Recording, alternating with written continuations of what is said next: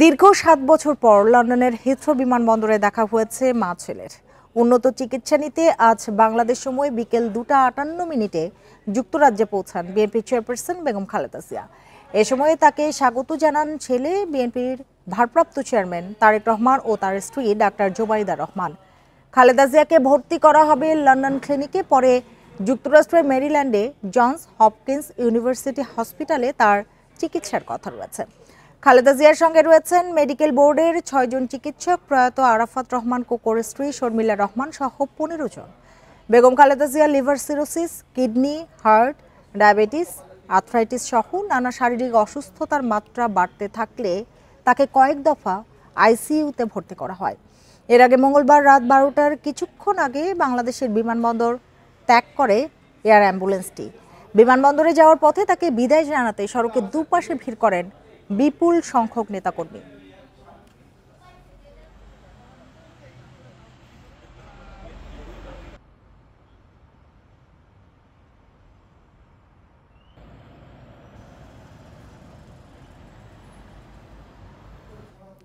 এ নিয়ে আরো জানাতে বার্তা কক্ষ থেকে যোগ দিয়েছেন সহকর্মী মাহমুদ শরীফ। খালেদা জিয়া লন্ডনে পৌঁছেছেন, দীর্ঘদিন পর ছেলে তারেক রহমানের সঙ্গে দেখা হয়েছে। কি ধরনের পরিবেশ তৈরি হয়েছে হিথ্রো বিমানবন্দরে বলতেন যদি?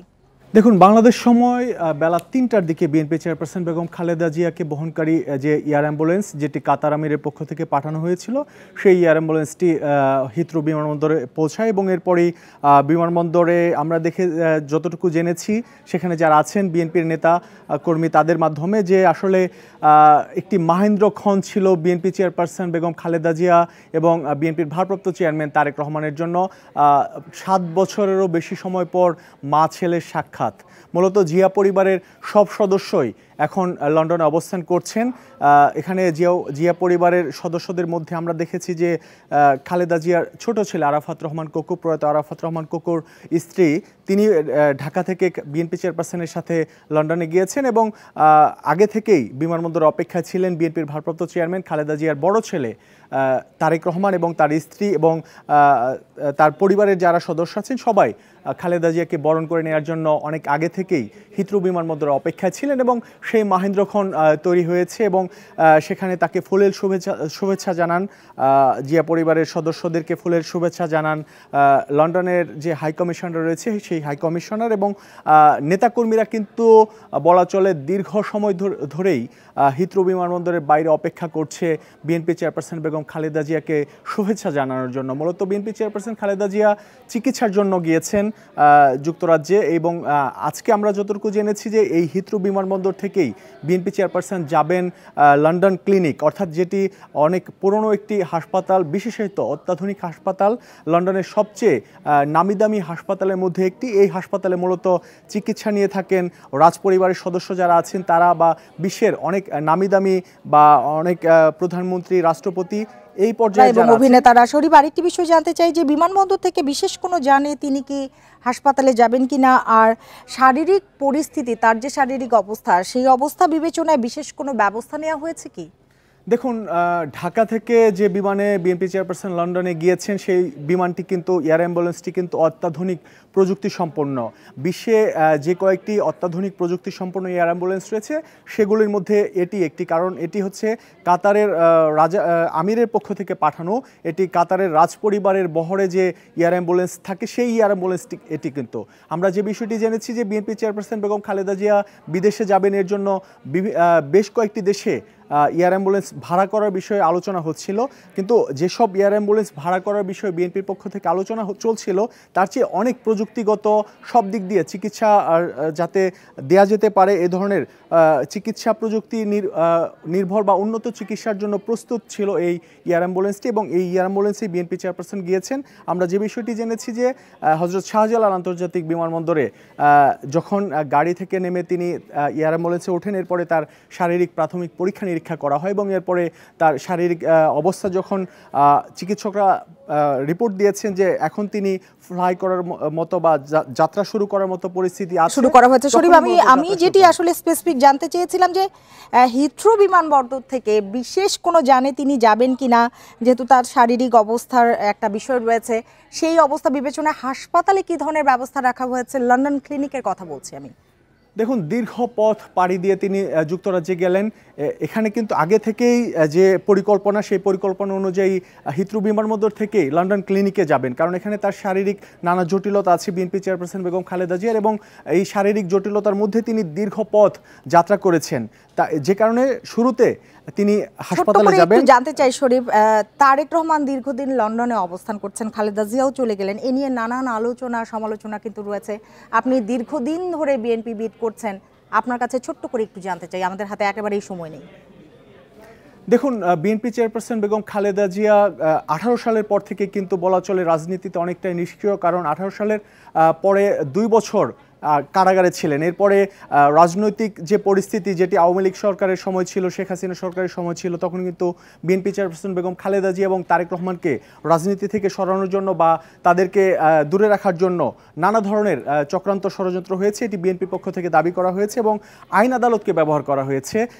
এই যে এত কিছুর মধ্যেও বিএনপি কিন্তু তাদের যে ঐক্য, নেতাকর্মীদের মধ্যে যে ঐক্য ধরে রেখেছে, এটি কিন্তু অনেকটা নজিরবিহীন বলা চলে। কারণ বিএনপি চেয়ারপারসন অসুস্থ বা কারাগারে ছিলেন, বিএনপির ভারপ্রাপ্ত চেয়ারম্যান লন্ডনে অবস্থান করেছেন।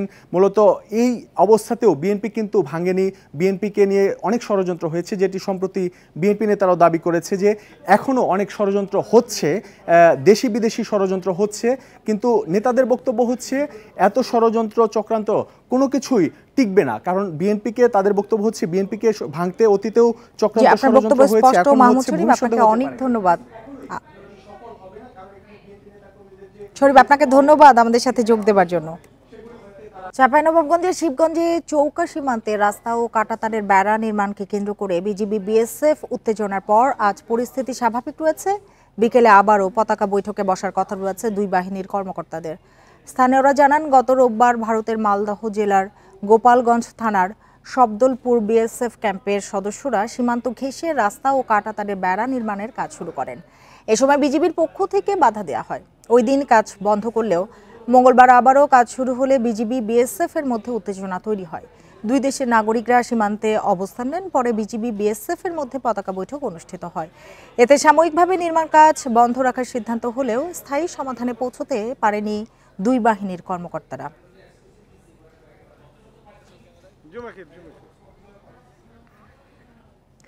এ নিয়ে আরো জানাতে আমাদের সাথে চাঁপাইনবাবগঞ্জ থেকে যোগ দিয়েছেন সহকর্মী ফয়সাল মাহমুদ। ফয়সাল, সিদ্ধান্ত এখন পর্যন্ত হয়নি, কিন্তু স্থায়ী সমাধানে পৌঁছতে দুই বাহিনীর একটি পতাকা বৈঠক হবার কথা রয়েছে, সেটি কখন নাগাদ হবে, শুরু কি হয়েছে কিনা এরই মধ্যে?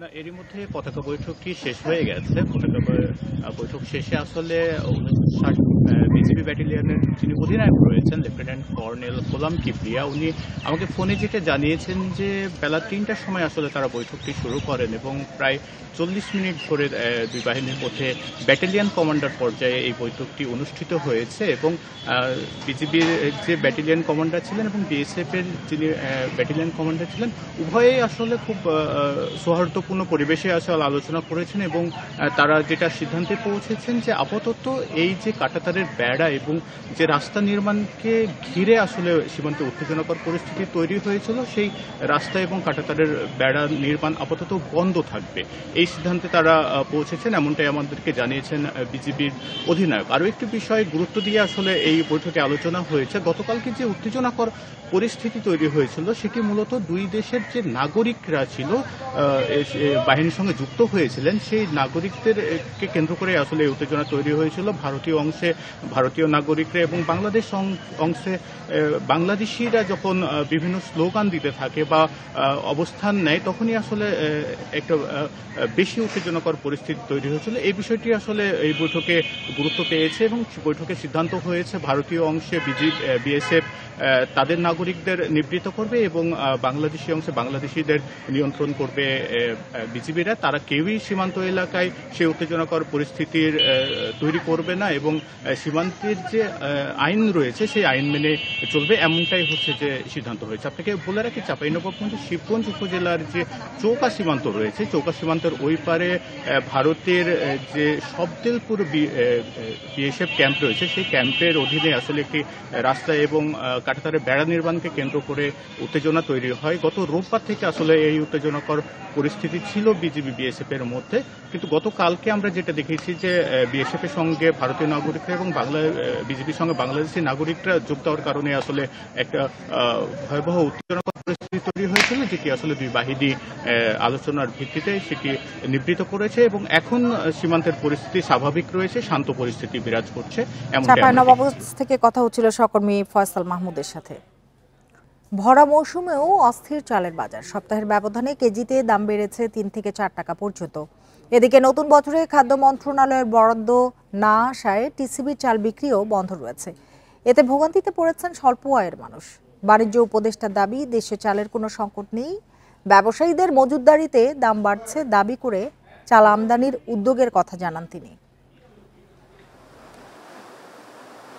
রাজধানীর বাজারে চালের সরবরাহ পর্যাপ্ত, কেনা যাচ্ছে চাহিদা অনুযায়ী, তবে দাম বাড়তি। বাজারে ৫৭ টাকার নিচে মিলছে না মোটা চাল, আর সরু চালের দাম ৭২ টাকার ওপরে। টিসিবির হিসাবে মাত্র ৭ দিনে মোটা চালের দাম বেড়েছে প্রায় ৭%। টিসিবির ট্রাক থেকে কিছুটা কম দামে চাল কেনা যেত, তবে নতুন বছরে বরাদ্দ না আসায় চাল বিক্রি বন্ধ করেছে সংস্থাটি। এতে সংকটে পড়েছে সীমিত আয়ের মানুষ। চাল বন্ধ করে দেন তাহলে আমাদের ক্ষতি হইব, আমাদের গরিবের বাড়িতে কিনতে হলে তো রেট বেশি দিয়ে কিনতে হইব, ফ্যামিলি তো কষ্ট হবে চালের দাম বাড়লে। বর্তমানে আমনের ভরা মৌসুম চলছে, বাজারে চালের কোনো ঘাটতি নেই, তাই চালের মূল্য বৃদ্ধি অযৌক্তিক বলছেন বাণিজ্য উপদেষ্টা। দাম বাড়ার পেছনে ব্যবসায়ীদের কারসাজি রয়েছে দাবি তার। সাময়িক মজুতদারি ঘটনা ঘটছে, তো আমরা বাণিজ্য উদারীকরণ করার জন্য গতকাল আমরা বাংলাদেশ ব্যাংকের গভর্নর সহ, খাদ্য উপদেষ্টা সহ, টিসিবি চেয়ারম্যান সহ, কৃষি মন্ত্রণালয় সহ আমরা গত পরশুদিনও বসেছি, গতকালও বসেছি। আপাতত আমদানি কেন্দ্রিক ব্যবস্থা নিচ্ছি এবং ব্যাপক আমদানির প্রস্তুতি চলছে। এদিকে বাজার নিয়ন্ত্রণে ভারত থেকে সরকারিভাবে ২.৫ লাখ টন চাল আমদানি করা হচ্ছে বলে জানান খাদ্য উপদেষ্টা। ২.৫ লক্ষ মেট্রিক টন হচ্ছে আপনার আন্তর্জাতিক উন্মুক্ত দরপত্র মাধ্যমে, এবং ১ লাখ টন বার্মা থেকে G2G ভিত্তির মাধ্যমে এটা কনফার্ম হয়ে গেছে। আর ৫০,০০০ টন পাকিস্তান থেকে আমাদের আলোচনা কনক্লুড হয়েছে। তো আমরা এটা ক্যাবিনেট যেটা পারচেজ কমিটি যেটা আছে সেটা আগামী মিটিং আমরা সেটা নিয়ে যাব।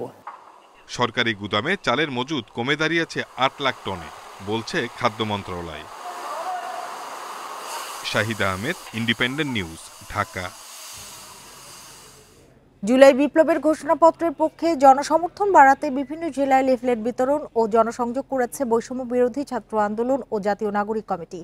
দুপুরে নরসিংদীতে জুলাই ঘোষণাপত্র বিতরণ কর্মসূচিতে অংশ নেন জুলাই স্মৃতি ফাউন্ডেশনের সাধারণ সম্পাদক ও জাতীয় নাগরিক কমিটির মুখ্য সংগঠক সার্জিস আলম। এ সময় তিনি জুলাই ঘোষণাপত্র পড়ে শোনান। রাজশাহী সাহেববাজারে ছাত্র আন্দোলনের সমন্বয়করা বলেন, অভ্যুত্থানকে টিকে রাখতে এবং বৈশ্বিক স্বীকৃতি আদায়ের লক্ষ্যে ঘোষণাপত্র জারির দাবি করা হচ্ছে। এই ঘোষণাপত্রই হবে পরবর্তী সংবিধানের ভিত্তিমূল। নারায়ণগঞ্জে লিফলেট বিতরণ করে বৈষম্য বিরোধী ছাত্র আন্দোলন ও জাতীয় নাগরিক কমিটির নেতাকর্মীরা। রায় দিয়েছেন যে এই বিষয়গুলো ঘোষণাপত্রে থাকুক এবং এই স্বীকৃতিটা ঘোষণাপত্রের মাধ্যমে সংবিধানের কোনো একটা জায়গায় লিপিবদ্ধ থাকুক। তাহলে ৭১ যেমন আমাদের শেকড় হিসেবে সংবিধানে স্বীকৃতি পেয়েছে, ২৪০০ আমাদের অস্তিত্বের লড়াই হিসেবে সংবিধানে ঠাঁই পাবে। বগুড়া জেলা যুবলীগের সিনিয়র সহ সভাপতি ও পৌরসভা ৯ নম্বর ওয়ার্ডের সাবেক কাউন্সিলর মোহাম্মদ আলহাজ শেখকে গ্রেপ্তার করেছে পুলিশ।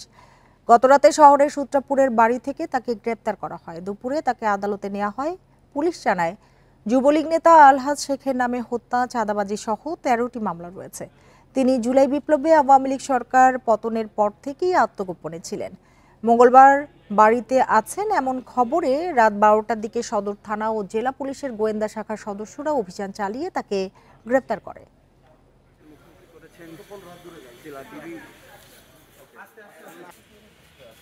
তার বিরুদ্ধে ৬-এর অধিক খুন মামলা, অস্ত্র মামলা, চাঁদাবাজি সহ আমাদের প্রায় 13র অধিক মামলা আছে। ডিবি একটি চৌকস টিম অভিযান পরিচালনা করে তাকে গ্রেপ্তার করে।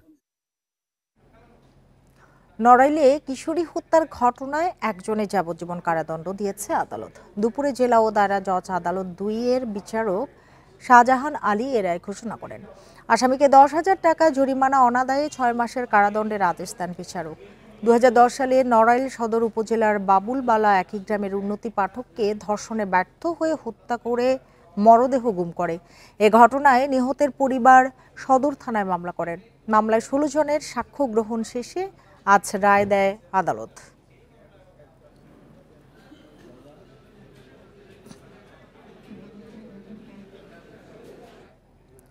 জামালপুরে সরিষা বাড়িতে ট্রেনের ধাক্কায় আহত হয়েছেন 3 জন। আহতরা হলেন ট্রেন ও ট্রাকের 2 চালক এবং ট্রাকের সহকারী।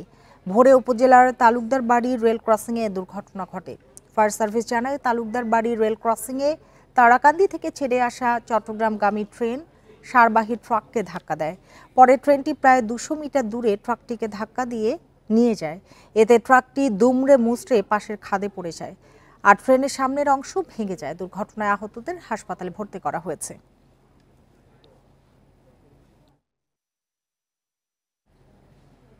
নীলফামারী ডোমার রেল স্টেশন হয়ে প্রতিদিন চলাচল করে 14টি ট্রেন। যাত্রী সেবা বাড়াতে এবং স্টেশনের আধুনিকায়নে খরচ করা হয় কোটি টাকার বেশি। অথচ প্রকল্প শেষে দৃশ্যত কোনো পরিবর্তন নেই এই রেল স্টেশনের। সেবা বঞ্চিত যাত্রীদের সব সমস্যা রয়ে গেছে, আগের মতোই বেড়েছে দুর্ভোগও। নীলফামারীর ডোমার রেল স্টেশন আধুনিকায়নের পর প্ল্যাটফর্ম সামান্য উঁচু হওয়া ছাড়া দৃশ্যত নেই তেমন পরিবর্তন। এছাড়া যাত্রীদের বসার স্থান, বিশ্রামাগার, আলাদা শৌচাগার, ফিডিং রুম থাকার কথা এই প্রকল্পে। অথচ কোটি টাকার বেশি খরচ হলেও সমস্যা রয়ে গেছে আগের মতোই। 1 নম্বর প্ল্যাটফর্মটা হচ্ছে 10 ফিট চওড়া, এটা 20 ফিট হওয়া আবশ্যক। ডোমার রেলওয়ে স্টেশনে মেয়েদের জন্য আলাদা ওয়াশরুম নাই, আর এখানে ওয়েটিং রুম নাই। এই এলাকার লোকজন স্বতঃস্ফূর্তভাবে টিকিট কেটে রেলে যাওয়া আসা করে, কিন্তু অবকাঠামোর দিক থেকে আমাদের রেল স্টেশন অনেক পিছিয়ে আছে। সাধারণ টিকিটের পাশাপাশি প্রথম শ্রেণীর টিকিটও বিক্রি হয় এখানে। অথচ যাত্রীদের বসার জায়গা নেই। ভিআইপিদের নিজেদের কক্ষে বসতে দেন স্টেশন মাস্টার। আমরা আমাদের ঊর্ধ্বতন কর্তৃপক্ষকে লিখিতভাবে অভিযোগ দিয়েছি এবং পাশাপাশি মৌখিকভাবেও বারবার তাদেরকে অবগত করা হয়েছে। তারা আমাদেরকে আশ্বস্ত করেছে। এসব প্রকল্পের পুরোটাই বিগত সরকারের নেতাকর্মীদের লুটপাটের প্রকল্প বলে দাবি করছেন বিশিষ্টজনেরা। সাবেক সরকার যে উন্নয়নের যে কথা বলে যে কাজ করেছে, কাজের মধ্যে দুর্নীতি হয়েছে। দুর্নীতি না হলে একটা স্টেশনে একটা টয়লেটের ব্যবস্থা নাই, একটা ওয়েটিং রুমের ব্যবস্থা নেই, এটা খুবই হতাশাজনক। 2022 সালে 150 কোটি টাকা খরচ করে পশ্চিমাঞ্চল রেলের যে 26টি স্টেশন আধুনিকায়ন প্রকল্প নেওয়া হয়, তার মধ্যে নীলফামারীর ডোমার স্টেশন একটি। Independent news. বেসরকারিভাবে ঠান্ডাজনিত রোগ, ইনফ্লুয়েঞ্জা, ডায়রিয়া, টাইফয়েড সহ বেশ কয়েকটি প্রতিষেধক টিকা থাকলেও তা জানা নেই অনেকের। প্রাণঘাতী অসুখের এই টিকাগুলোকে সরকারিকরণের দাবি সাধারণ মানুষের। বগুড়ায় শীতের প্রকোপ বাড়ার সাথে সাথে হাসপাতালে বেড়েছে ঠান্ডাজনিত রোগে আক্রান্ত শিশু রোগীর সংখ্যা। শিশু জন্মের পর ইপিআই কর্মসূচির মাধ্যমে সরকারিভাবে হাতে গোনা কয়েকটি রোগের প্রতিষেধক টিকা দেয়া হলেও ইনফ্লুয়েঞ্জা, ডায়রিয়া, টাইফয়েড সহ বেশ কয়েকটি রোগের প্রতিষেধক বেসরকারিভাবে নিজ দায়িত্বেই নিতে হয়। তবে এ বিষয়ে জানেন না অনেক অভিভাবক। আবার এসব টিকার দাম বেশি হওয়ায় নিতে পারছেন না নিম্ন ও মধ্যবিত্তরা। অন্য সব টিকার মতো সরকারিভাবে এসব টিকাও বিনামূল্যে প্রদানের দাবি তাদের। কখনো বেসরকারিভাবে টিকা দেওয়া হয়নি, আর আমি জানিও না যে কি টিকা দেওয়া হয়। সরকারিভাবে যেগুলো ছিল আর কি 15 মাস পর্যন্ত দেওয়া হয়েছে। এটা যেই টিকাগুলো মনে করেন সরকারিভাবে দেওয়া হচ্ছে না, ওই টিকাগুলো আমাদের সরকারিভাবে দেওয়ার ব্যবস্থা করা উচিত। রোটাভাইজার টিকাটা কিন্তু আজীবনের টিকা না, বা টাইফয়েডের টিকা এটাও কিন্তু আজীবনের টিকা না, প্রতি 2 বছর বা 1 বছর অন্তর অন্তর নিতে হয়। এরকম কোনো একটা টিকাকে কন্টিনিউ করতে গেলে সামনের দিকে কিনে যেতে আসলে এটার জন্য একটা বড় কর্মপরিকল্পনা দরকার। সাভারে বাংলাদেশ লোক প্রশাসন প্রশিক্ষণ কেন্দ্রের কর্মকর্তা রুস্তম রব্বানী নিহতের ঘটনায় বিক্ষোভ করেছে শিক্ষার্থীরা। সকালে ঢাকা আরিচা মহাসড়ক অবরোধ করে এই কর্মসূচি পালন করে তারা।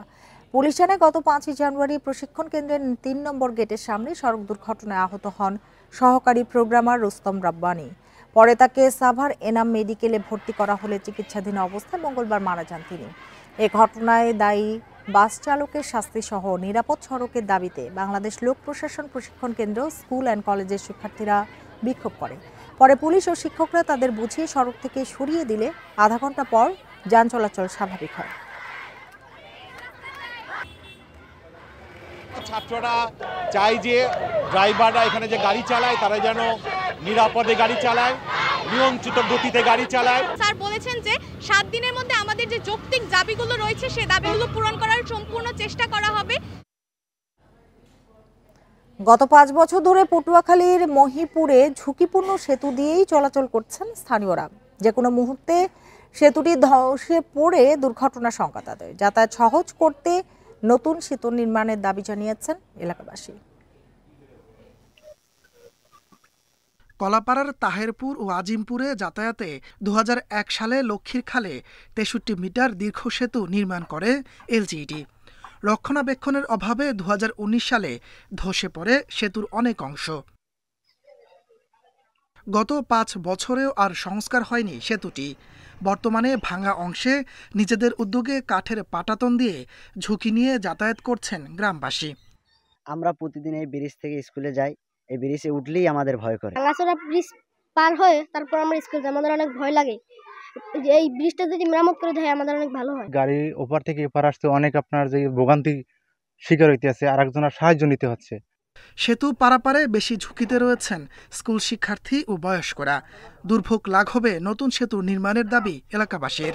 ব্রিজটা অনেক ভাঙ্গা, এই জন্য গাড়ি নিয়ে ওপার যাইতে পারি না। লোক এই জায়গায় নামাই দিয়ে লোক ওপার হাঁটতে যায়, ব্রিজের উপর দিয়ে আমরা গাড়ি ঘুরাইয়া তারপরে চলে যাই। রাত বিয়াল আমরা যখন হাঁটি তখন ভয় লাগে যে কোন সময় এই ভাঙল থেকে পড়িয়ে যায়। এলজিইডির কর্মকর্তারা জানিয়েছেন নতুন সেতু নির্মাণের প্রস্তাবনা পাঠানো হয়েছে মন্ত্রণালয়ে। এই ব্রিজটা এবং আরো কিছু ব্রিজ আমরা লিস্ট করে ঝুঁকিপূর্ণ হিসেবে আমরা আমাদের পটুয়াখালী এক্সএন অফিসে স্যারের নিকট প্রেরণ করেছি। তো আশা করি যে পরবর্তীতে আমাদের কোনো প্রকল্প থেকে সেই ব্রিজগুলোকে নতুন করে করা হবে। প্রতিদিন এই সেতুটি ব্যবহার করে কয়েক গ্রামের মানুষ। জনদুর্ভোগ কমাতে দ্রুত পদক্ষেপ নেওয়ার দাবি তাদের। Independent news. দ্রুত গতিতে এগিয়ে চলছে সিরাজগঞ্জের হাটিকুমরুল ইন্টারচেঞ্জ নির্মাণ কাজ। এরই মধ্যে বালি ভরাট বাউন্ডারি ওয়াল, 2টি ব্রিজ নির্মাণ কাজ শেষ হয়েছে। প্রকল্প নির্মাণ শেষ হলে যানজট নিরসন হবে, সেই সঙ্গে কমবে উত্তরবঙ্গের যাত্রাপথের ভোগান্তি। যানবাহনের চলাচল নির্বিঘ্ন ও গতিশীল করতে সাসেক 2 প্রকল্পের আওতায় 2022 সালে শুরু হয় আন্তর্জাতিক মানের হাটিকুমরুল ইন্টারচেঞ্জ নির্মাণ কাজ। 2024 সালের ডিসেম্বরে চালু হওয়ার কথা থাকলেও ভূমি অধিগ্রহণ সহ নানা জটিলতায় ব্যাহত হয় কাজ।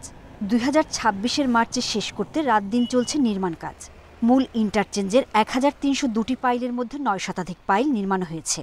কাজ কাম শেষে যখন ওইটা উদ্বোধন হওয়ার পরে আমরা রাজশাহী রোডের গাড়ি আমরা বাইপাস যেতে পারবো, বগুড়া রোডের গাড়ি আমরা ঢাকাতে বাইপাস যেতে পারবো। আর ইন্টারচেঞ্জ হলে যানজট থাকবো না, নিরিবিলি ব্যবসা বাণিজ্য করতে পারবো, খুব ভালো হবে। গাড়ি চলবে, বাট অনেক মানুষের সুবিধা হবে, কোনো আলাদা আলাদা লেন, সব কিছুই যানজট বাঁচবে না। হাটিকুমরুল ইন্টারচেঞ্জ প্রকল্পের কাজ শতকরা 42% শেষ হয়েছে। প্রকল্পটি সম্পূর্ণ হলে ঢাকার সঙ্গে উত্তরাঞ্চলের সড়ক যোগাযোগ আরও সহজ হবে। ডিসেম্বর 2025-এর মধ্যে বেসিক কাজগুলো শেষ করবে, যদিও আমরা সময় বৃদ্ধিটা মার্চ 2026 পর্যন্ত রেখেছি। তো ইতিমধ্যে তারা প্রায় 42% অগ্রগতি সাধিত করেছে। আপনারা সাইটে গেলে দেখতে পারবেন যে এখানকার যত পিলার, পিয়ার ক্যাপ এবং সড়কগুলো নির্মাণ করা হয়েছে। আশা করা যায় যে সামনে আমাদের যে 10-20টি বক্স গার্ডার আছে এগুলো নির্মাণ শুরু হবে। প্রকল্পের খরচ ধরা হচ্ছে 743 কোটি টাকা। কাজটি বাস্তবায়ন করছে China railway bridge corporation. Independent news. Virus HMPV সংক্রমণ রোধে হিলি ইমিগ্রেশন চেকপোস্টে এখনো বাড়তি কোনো সতর্কতা জারি করা হয়নি। চীন সহ পাশের দেশ ভারতে ছড়িয়ে পড়েছে এই ভাইরাস। সম্প্রতি ভারতের কলকাতাতেও এই ভাইরাসে আক্রান্ত রোগী শনাক্ত হয়, কিন্তু এই ভাইরাসের সংক্রমণ রোধে হিলি ইমিগ্রেশন চেকপোস্টে কোনো ব্যবস্থা নেওয়া হয়নি। আগের মতোই স্বাভাবিক প্রক্রিয়ায় এই পথ দিয়ে ভারত বাংলাদেশের মাঝে পাসপোর্ট যাত্রীরা যাতায়াত করছেন। আমদানি রপ্তানি পণ্য নিয়ে যাতায়াত করছেন ট্রাক চালক ও সহকারীরাও। মাস্ক পরা ও হাত ধোয়ার অভ্যাস করলে এটি প্রতিরোধ করা সম্ভব বলছেন চিকিৎসকেরা। এই ভাইরাসটা নিয়ে অনলাইন মিডিয়ায় যেভাবে প্রচারণা হচ্ছে বা একটা মানে প্যানিক তৈরি হচ্ছে, আসলে আপাতত এই ভাইরাস নিয়ে এখন ভয় পাওয়ার মতো কিছু নাই। ঊর্ধ্বতন কর্তৃপক্ষ এই ব্যাপারে তাদের সতর্ক নজর আছে। যদি আমাদের এরকম প্রাদুর্ভাব দেখা দেয় আমরা মানে যথাসময়ে ব্যবস্থা নেব। নাটোর শহরের ফুটপাত দখলমুক্ত করতে অভিযান চালিয়েছে প্রশাসন। সকাল 10টার দিকে শহরের কানাইখালী এলাকা থেকে অভিযান চালায় জেলা প্রশাসন ও সড়ক ও জনপদ বিভাগ জানিয়েছে, জনগণের চলাচল বিঘ্ন করে ফুটপাত অবৈধভাবে দখল করে রাখে ব্যবসায়ীরা। বারবার নোটিশ দেওয়ার পরেও তারা দখলমুক্ত করে না। ভবিষ্যতে শহরের কোনো ফুটপাতে অবৈধভাবে দখল করে দোকানপাট বসানো এবং দোকানের মালামাল রাখার ব্যাপারে কঠোর হুঁশিয়ারি দেওয়া হয়।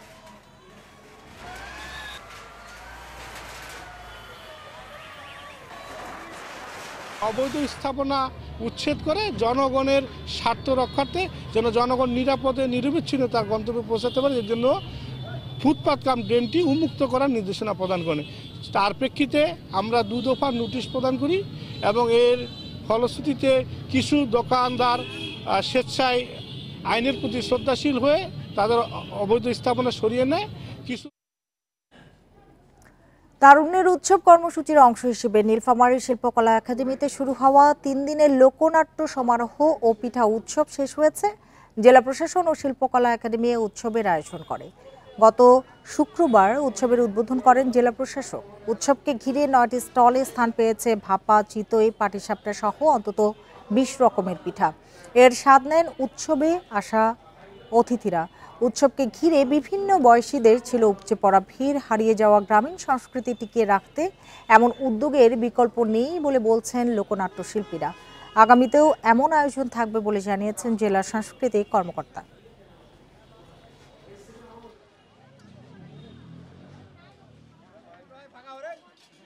পিঠা উৎসবে আসে এই কেকটা কিনছি, তাই আমাকে ভালো লাগছে। হারিয়ে যাতে না যায় এই জন্য আমরা এগুলোকে ধরে থাকার জন্য পুনরায় চেষ্টা করছি। প্রাচীন যে লোকনাট্য, আমাদের যে নাটকের যে ফর্ম, সেই আদি ফর্মটি আমরা এখানে উপস্থাপন করেছি, যাতে বাঙালির সংস্কৃতি, আমাদের বাংলার যে আদি সংস্কৃতি, এটি হারিয়ে না যায়। আর এই ছিল আজকে সমগ্র বাংলাদেশের আয়োজনে। ইন্ডিপেন্ডেন্ট টেলিভিশনের সব খবর আরও বিস্তারিত জানতে চোখ রাখুন ফেসবুক, ইউটিউব এবং এক্সে। ধন্যবাদ সবাইকে এতক্ষণ সাথে থাকার জন্য।